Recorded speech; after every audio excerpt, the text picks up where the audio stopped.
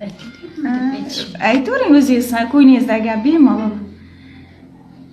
Men Kumakova Ma'rifat Qo'rg'ondan keldim.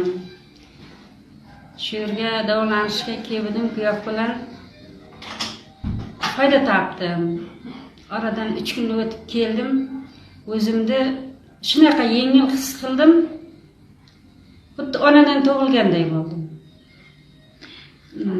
Rahmat. Davolanganingiz uchun shu foyda topdim.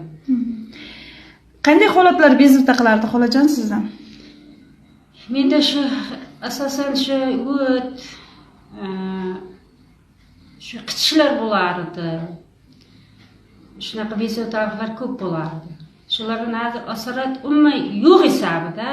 Juda ham o'zimni shu onadan tug'ilganday yengil